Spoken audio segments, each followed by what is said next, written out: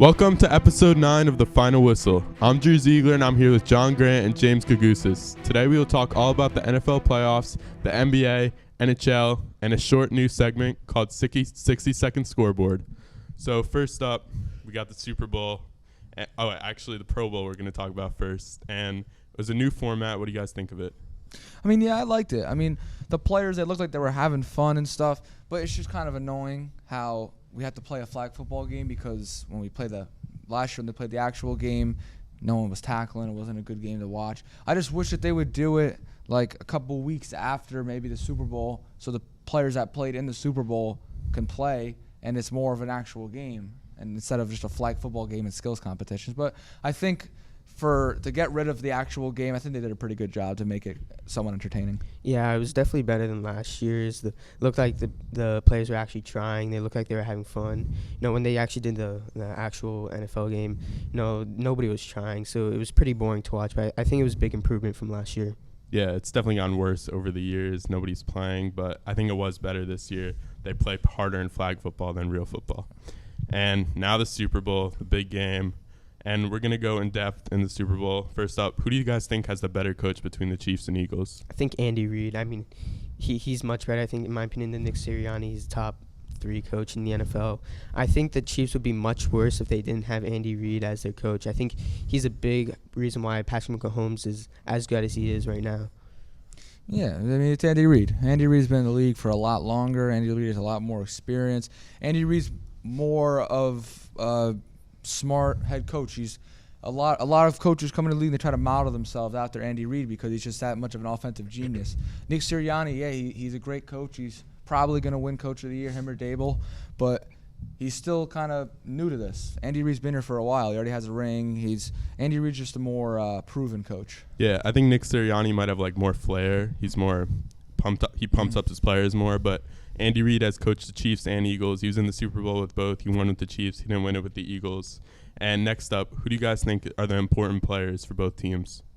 Well, I think on the offensive side of the ball for the Chiefs has to be Travis Kelce. He's kind of without Patrick Mahomes. Besides Patrick Mahomes, he's their he's their guy when things don't go that well or when they don't really know who to throw it to. It's always Travis Kelce. He's their guy. On defensive side of the ball, I think you got to go Chris Jones. What great season. His best season of his career. Nominated for Defensive Player of the Year. Look what he did 2 weeks ago in the AFC Championship game. He was a force. And for the Eagles, Jalen Hurts. He's just been there. Look, they didn't play good when he wasn't there.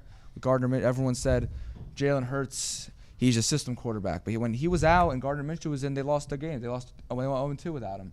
So he's there. They need him. And on the defensive side of the ball, I got to go with Darius Slay. He's had one of his best seasons of his career. He's been in the league for a while, always played at a high level, but he had one of the best years of his career this year. And I feel like he's kind of one of those underrated guys that kind of goes under the radar.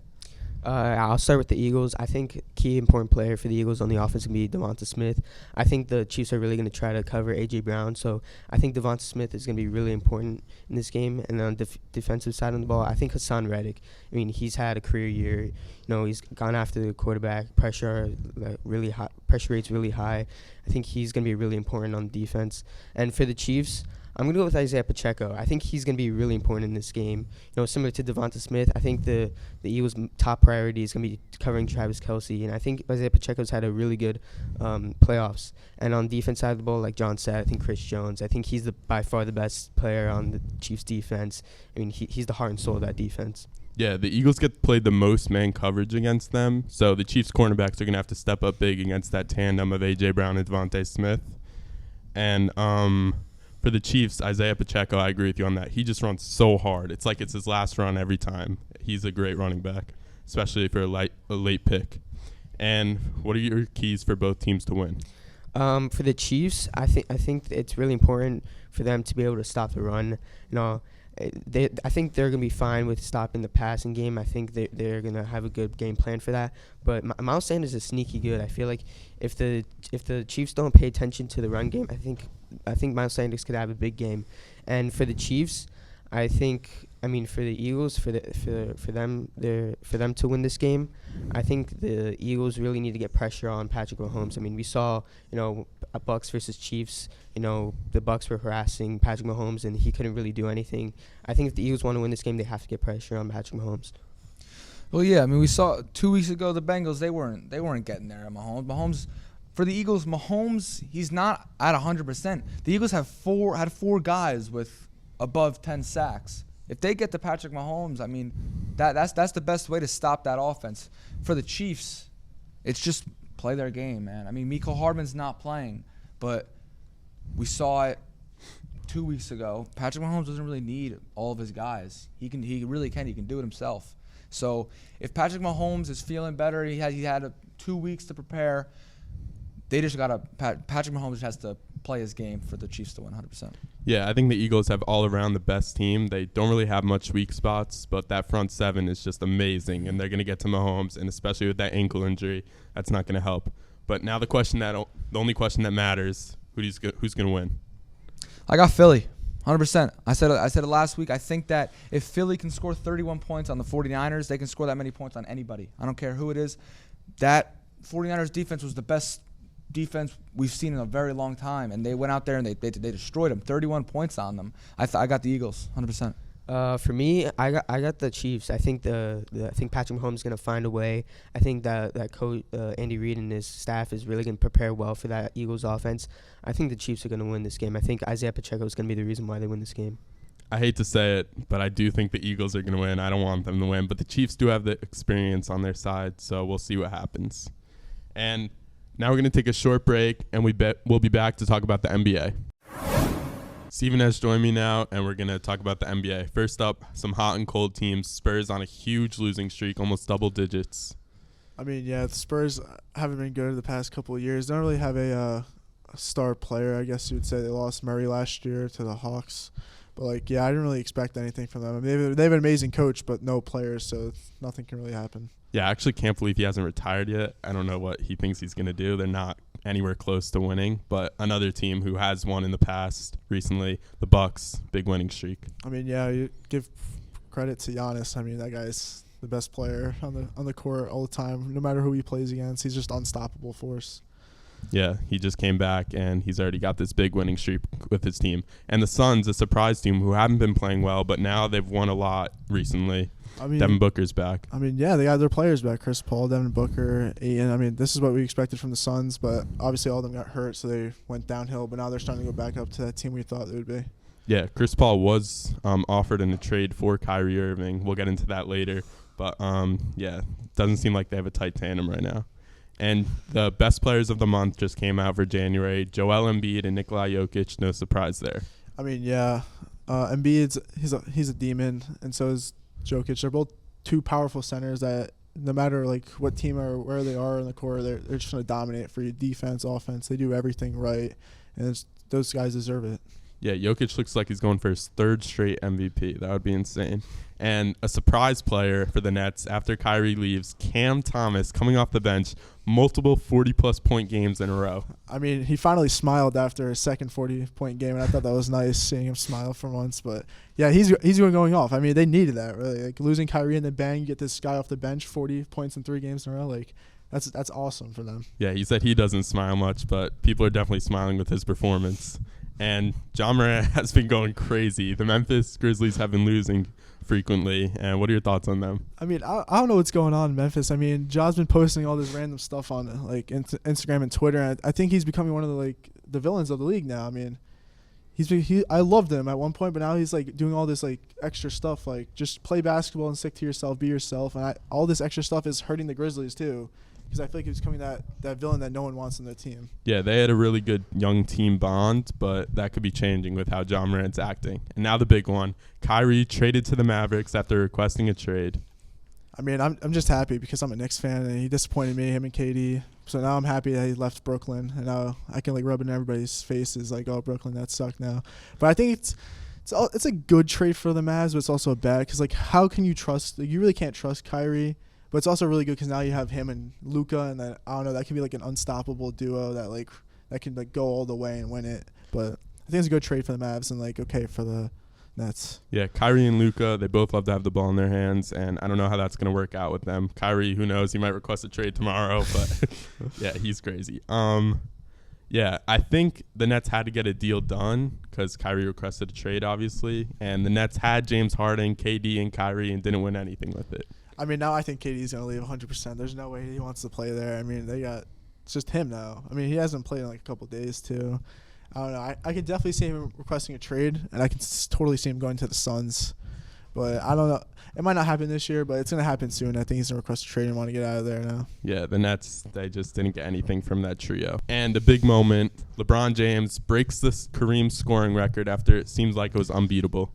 I mean, yeah. I mean, he is the second greatest player of all time. Obviously, I think Michael Jordan is the best player of all time, playing tougher areas and stuff like that. But it's amazing to see someone score all these points, and especially in front of a packed home crowd. Everybody's on their phones, you know.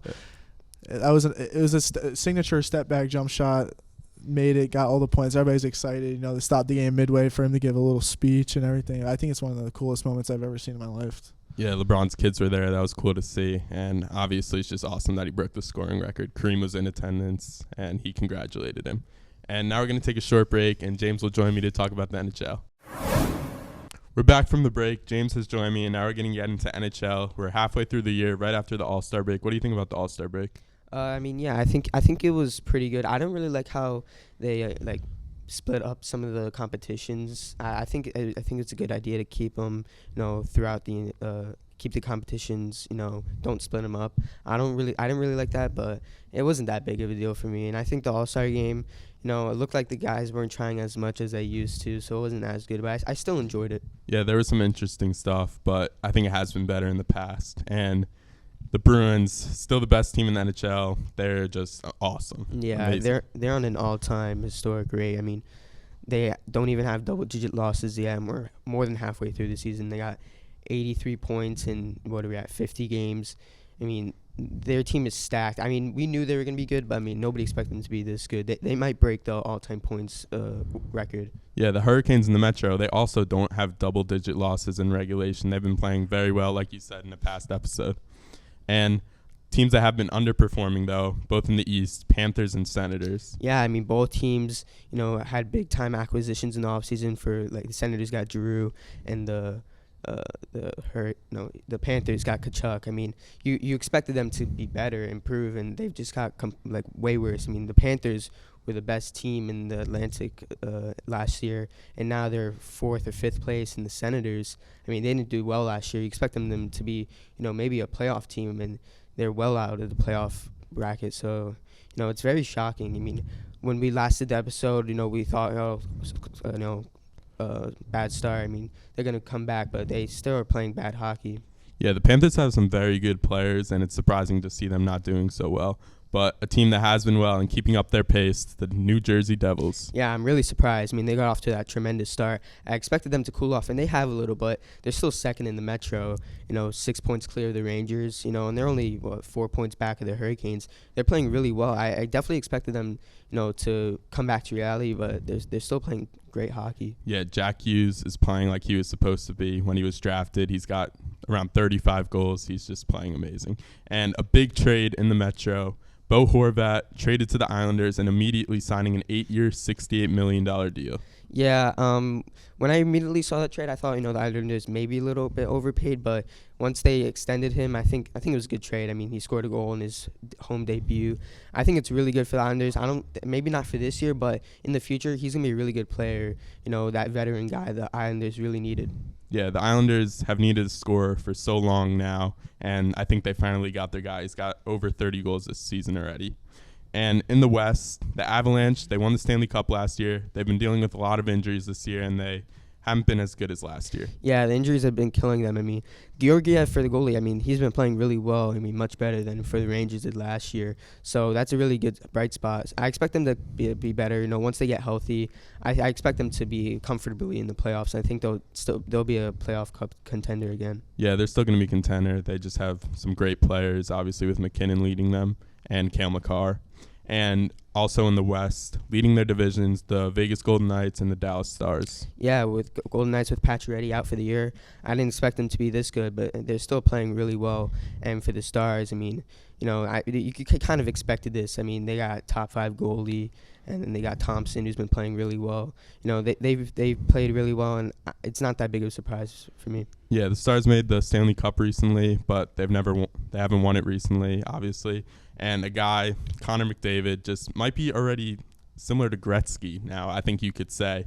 And he's got over 90 points in around 40 games. Yeah, I mean, he's putting Gretzky numbers in 2023. I mean, when Gretzky did it, goalies were wearing 15-pound, leg pads. I mean, you never see that nowadays. And I think when it's all said and done, I think he's going to be the best hockey player of all time. I mean, you don't see a player who can score as well as he does, pass as well as he does. But I think what's funny is that the Oilers are still not that great of a team. I mean, they still have Draisaitl, who's also really, really good. And it just shows how you need to have a complete roster to be a playoff team. The Oilers have 2 top 5 players in the league, and they're barely in the playoffs if they even are in the playoffs. Yeah, it seems like those two are the only ones on the ice. Yeah. But McDavid's got over 40 goals, over 50 assists, averaging 2.2 points a game. It's just insane. And now we're done with the NHL, but we're going to send it to Steven in the hallway to talk about some college basketball scores this past week. Welcome to the 60-second scoreboard. Today we have men's college basketball. First, we have number 21 Indiana beating number 1 Purdue at home, 79-74. The big game from Trace Jackson Davis, an amazing 25 points. Our next game, best college rivalry basketball game here. We got Duke, UNC. Duke coming out on top, 63-57 at home. Big game from Jeremy Roach, 20 points. Derek Lively came big with 14 boards and 8 blocks. Next, we have another rivalry. We have Virginia Tech and Virginia. 74-68. Virginia Tech upsets number 6 Virginia at home. Sean Padula, 22 points. Big game for him. Next, we have number 13 Iowa State beating number 8 Kansas, 68-53, an embarrassing loss for Kansas, but Jaron Holmes led Iowa State to with 15 points to the victory. Now we have another big game. We have number 10 Texas away at number 7 Kansas State. Big upset, 69-66 away. Christian Bishop off the bench with an amazing 14-point performance. And for our final game, we have number 18 St. Mary's beats number 12 Gonzaga at home, 78-70 in overtime, and Aiden Mahoney with a big 18-point game. Now let's throw it back to Drew on set. Thank you, Steven. And that's going to do it for us for episode 9 of The Final Whistle. We'll see you next week.